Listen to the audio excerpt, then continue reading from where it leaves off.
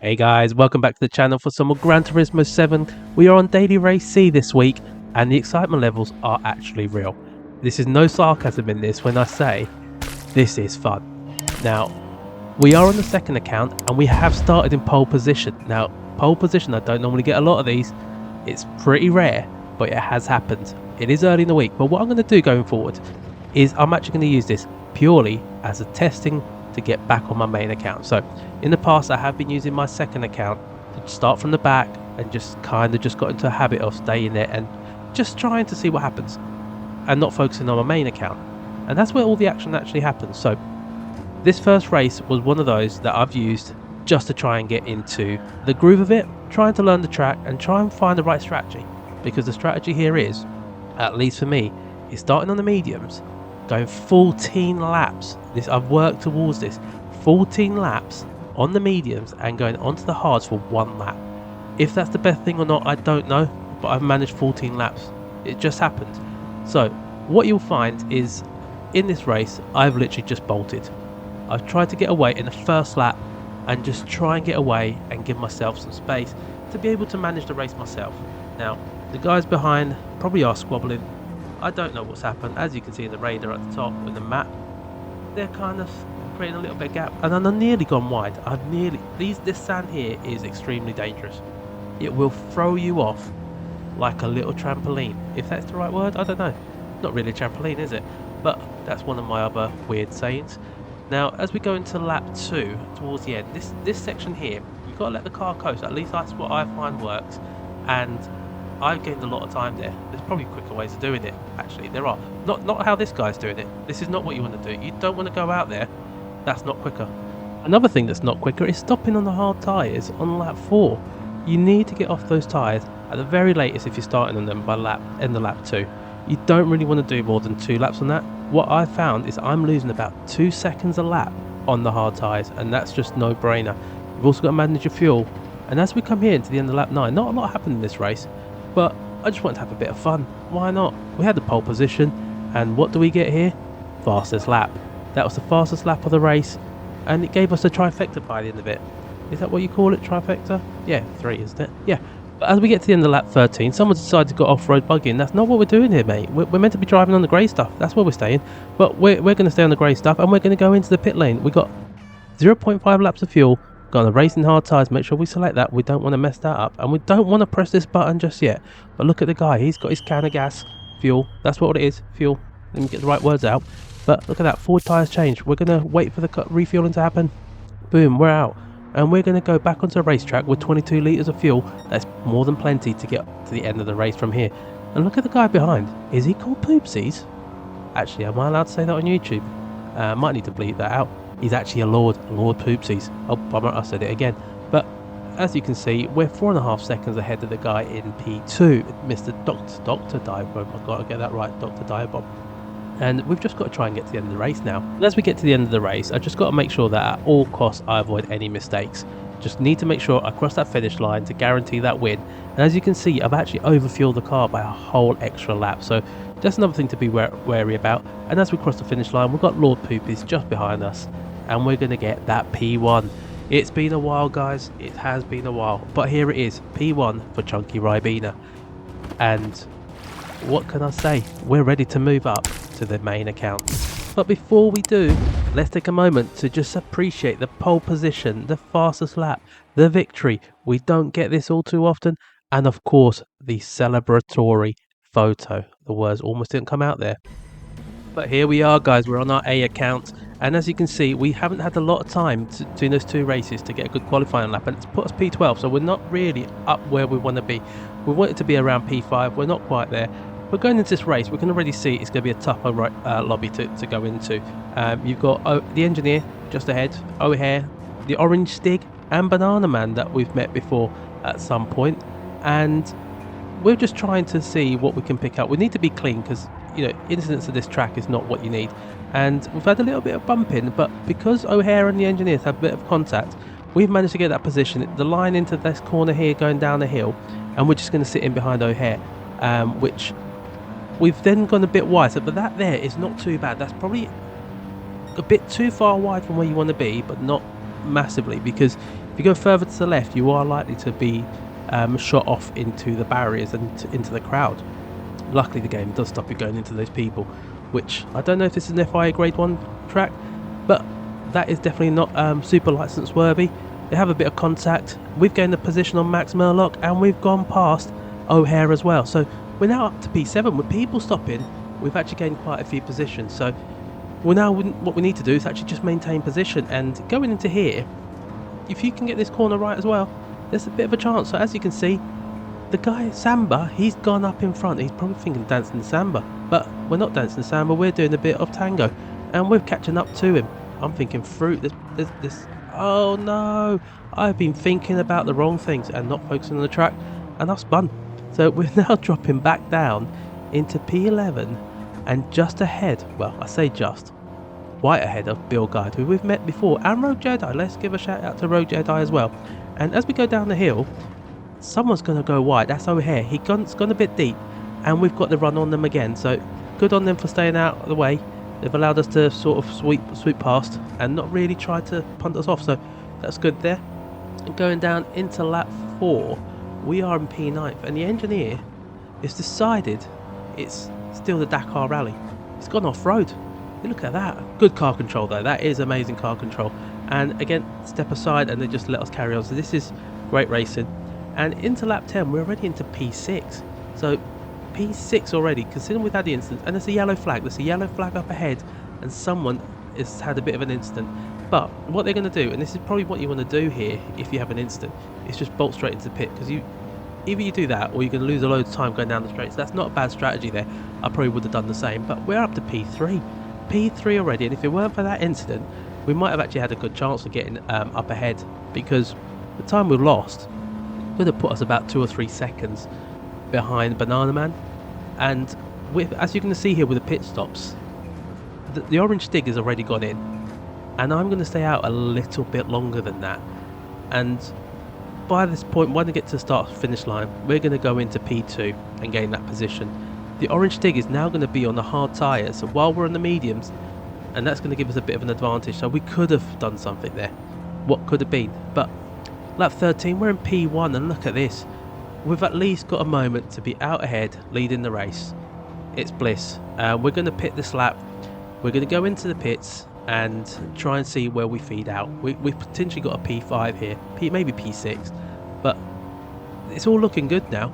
And as we go in, we're just going to go around the corner, and we've gone wide. The engineer, see what I mean about earlier? You can get spun off, and luckily the game does stop you from going to the crowd. I mean, they didn't flinch, did they? They just stood there like the soldiers they are as motorsport fans. And we've gone dropping down into P6, and we've still got a pit. So this is our race over here now, essentially. And that's one of the things with this track. It's so demanding. The concentration levels have got to be right up there, and one little mistake can just destroy your whole race. But we can still see a couple of cars up ahead. We're just going to make use of it and just not let it get us down too much. And as you can see, we had plenty of fuel. We still could have done another half a lap, so we've saved quite a bit. And this is where you try and improve that lap on lap. And the guys are here, I mean, they're disappointed. I mean, look at that guy. He's just standing there with his little lollipop stick, and we're thinking, what has this guy done? I mean, we were in the lead of the race. We could have potentially, maybe, just had a podium if all went well. But we do our pit stop, we serve it, we'll go back out on the track, and we're coming out in P10. Look at this. There's plenty of space up ahead, plenty of space down behind, and all we got to do now really is just finish the race. Look, half a lap of fuel that we had, so we were good for fuel. We improved on that at least. P10, and we got no one to blame but ourselves on that one. But actually P9, because Ranello Plusbo has actually got a 1 second penalty. Guys, do remember, hard tyres are mandatory here. So P9, what can we do? I'll tell you what we can do. We can actually go out and improve our qualifying time, because that might actually get us further up the grid. So here we are. We went in, we got a bit of a qualifying lap in. Not the greatest, but it's a 17.3, so it's a decentish benchmark from where we were with the 18s, and we're ready to go into our next race. But look at this, it hasn't really done much. We've gone from P12 to P11, so not good all in all. But let's get into the race. We've got a long race ahead of us. Anything could happen at this circuit. And we've got Rogue Jado right ahead of us. This corner apparently is called the Rabbit's here. We pulled a rabbit out of the hat, and we've gone past Rogue Jedi. We've got him on the inside there, and as we went up the hill, we just managed to consolidate that place. Going down into this section, which is called the Wings Leg, we're going to try and fly past this guy here, Russell Nash GT7. He didn't really want us to fly past. Made it hard, tried to bump into us, but we've managed to keep hold of the car, and we can see the guys up ahead battling. And as we can see, Hispano over here is battling. We're going to try and just sit him right behind and try and make a move down into turn 1, which we do. We pull out wide. It's a bit of a dive bomb, but we've got that a nice clean move in, and we're through. We're up into P8, so that's not a bad start. Lap 2, we're behind Dino and Teschka. I think I pronounced that right. I'm not great with German, but Dino's had a bit of a moment. These guys are all over each other, and we're going to take advantage again. On down the inside, through into turn 1, and we've made another move, so we're up to P5. So this race is looking good for us. Not not a great starting position. Got a little nudge there, but someone's gone wide, and it looks like it was the German guy. But as we go in, Dino decides he's had enough, and being an innocent party in all of this, I got really annoyed. This really wound me up, and this is where, you know, you see in the previous race, people are getting out of your way. That's what you would expect. You make a mistake and then you just get out of the way. But this guy decided to push me off, didn't even wait. So I was fuming at this point, and by the time we got here, this guy, the engineer, of all people, was it the engineer? Yeah. I might have blamed someone else. But as you can see here, I blamed Old Man Coffee and Dino. But I didn't want to let it get me down, so I just put a positive message out there. Thanks guys. I wanted sandcastles. Now, it got me thinking of Arkies. He was talking about bringing a bucket and spades over to Willow Springs. There is no water, so you can't really make the sandcastles. But what I will ask you guys is, if you haven't checked him out yet, go and check out Arkies. I will tag it in the description down below. And get this guy to his view hours, so he can be a YouTube partner. So go and check him out, and let's get back to the race. There wasn't much we can do in this race. We were last. All we had to do is just pound round and try and get to the end. We've gone a bit onto the grass on the last lap, but we've still got a P10, so we still got into the top 10 considering all of that's happened. So not a bad result overall, and we'll try it again. Let's go for another one. Between these two races, we did improve our lap time again. Look at that, we've gone up to P5 of 17.137. And I know there's a little bit more in there, but we didn't want to try and focus too much. We didn't really have the time to do more. But we went into the race. It started in P5, and we know the guys ahead are lightning quick. So I'm going to try and keep up and do my best. So I'm not sure if I'm going to try and save fuel here or just try and keep up. But we get a nice little run on GT Racer 76. And as we go into Rabbits here, we pull another rabbit out the hat. Do we? Yeah, he's gone wide. I'm not sure if we give him a little nudge, but it looked clean enough to me, and we went ahead and carried on going forward. So as we carried on going forward, there's a bit of drama going up here between GRC Daniel, Hovland and Hispano. And as I'm focusing on what's going on ahead, we've gone into grass and we've been teleported back. Now, it's taken us quite a bit of way back, which probably isn't the bad thing, but it's dropped us down to 14th. We'll move back up to 13 as people start to pit, P12, and we've got a long race ahead of us. So mistakes again, all my fault. So, but we carry on, and we're now P11 on lap 3. And this Porsche decides he doesn't want to use his brakes and wants to go off-road again. Seems to be a common occurrence here. People want to go into the off-road buggies. Wrong cars, unfortunately. Not in Group 4s. But lap 4, we get a nice run on them over here on Atticus. And again, going into turn 1, not lap 1, turn 1, we take the outside this time. They decide to brake, and we give them plenty of space. They give us space, and we've gained a position. So we're up to P7 now. Lap 6, Lafleur has decided to go cross country. I don't know if you can grow fleurs over there, but he's been lagging quite a bit in this race, and as you can see, his bars are not great. So we're going to try and make a move, but at the same time, we don't know what to expect with his lagging. Is he just going to jerk all over the place? But he doesn't. As we go through this little drop down the hill, we get a nice run on them, and we're going to get the position. So that's going to take us up into P6, and it's all looking rosy now. So going into lap 11, not much has happened between here and there, and Hovland's having a bit of a tough time. But what Hovland is doing, he's on a different strategy, and I'm pretty sure he was on the hards, because it looked like he was fuel saving heavily, and they were definitely going to the end. So what they were trying to do is actually try and hold me up, but they didn't do it in any sort of dirty way.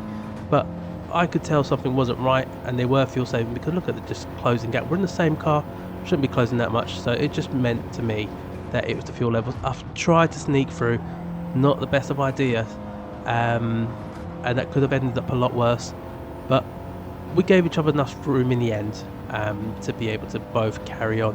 And as we get into turn 1, we're just going to sort out that move in the end, because we know we've got the top speed. Going into turn 1, look at this. He tries to go a bit deeper, but we got the power, we got the traction, and we're going to P2. So we're P2 on lap 12, and this is what I'm referring to at the start of the video. I've managed to go into lap 14, and if it weren't for that mistake, again, I keep saying it to myself, if it weren't for that mistake, we could have had a decent position here. But we've gone into the pits. The pit crew is ready. The guy is there. Yep, you're doing a good job this time. That guy's warming up his shoulder. He's ready to go. So we just got to make sure we get the right tyres on, switch onto the hard tyres, get the fuel in, and off we go. And it looks like we have done a good job this time, because by the time we get out onto the racetrack, we've dropped up down to P7. But considering the incident we've had, it's actually not bad going. We've got a decent position out of it, and we crossed the finish line in P7. So all in all, that's probably a decent race. So again, if we cut out these mistakes, we'll probably do pretty alright this week. And as we go into the last race, I wasn't particularly paying attention to who was in this lobby, but look at that, C. Lopez. Coque Lopez is in this lobby, the current world champion for the Nations Cup. It was controversial, so check those out. And we're going to get quite well acquainted with each other. But how did it happen? So in lap 1, we've had a bit of an incident with Hispano over here. As you can see, he decides he's not going to give me a lot of Spain. Now, I know you're Spanish, I'm Portuguese. We didn't get on well in the past, but we get on well now. We're trying to host a World Cup, but he's put me into the sand, and we're dropping back all these positions. So again, we've had a bit of drama. We're dropping to the back. Now, what that is going to do is, as TCR Jammy goes through and set wave, look who's here, Coque Lopez, the world champion's right ahead of us, and I'm going to try and hang, but we have a little touch, and that sends me out. So I've gone into barrier. Now, I was a bit annoyed. I did go and message Hispano. I just couldn't resist, and I had to just ask why. But it probably wasn't the best thing to do, because I probably should have gone in. But because I started on the mediums, I kind of just stuck in there. But look what happens here. As we go back onto the straight, it's none other than the world champ and Maverick. Now, this is going to be a little three-way battle that we're going to have, and tell me at the end who you think is to blame in all of this. But as we go through, I'm just sitting in and trying to just keep up, just in case there's any pieces that we can pick up. And look, something is happening, and Coque's gone a bit wide, and Coque spun. Now, at the time, and that's a hell of a save, he managed a nice recovery there. At the time, I thought Maverick had hit him. Turns out Coque lost it on his own. So even the best in the world can lose it on this track. So it made me feel a little bit better. But look at this, we're sticking up right behind Maverick, and we're going to try and go around the inside, but he's covered it out pretty well, and we're going to try and see if we can get a second stab at it, but we don't, because he does cover that position. But as we get onto the straight, we might have a little sniff. We're just going to sit in that little slipstream and hope for a chance into turn 1. So we're getting closer and closer. We'll go pull out to the left, and we've got the position. We've managed to get him round the inside and just hold on to it. So we've now got the inside line into Rabbits here, but they've gone right round, and it's Coque behind us again. So I'm now got stuck in between Maverick and the world champ. As we go down through into this section, going up in towards Budweiser balcony. Is it still called Budweiser? Coque has a little look. I go a little wide. It did spook me a little bit, but I've managed to hold on to it. I've held on, and I've managed to go around. So the yellow flags are out, so he's probably not going for this move at the moment because of that. But we're still holding on, we're still ahead, but we're on lucky position 13.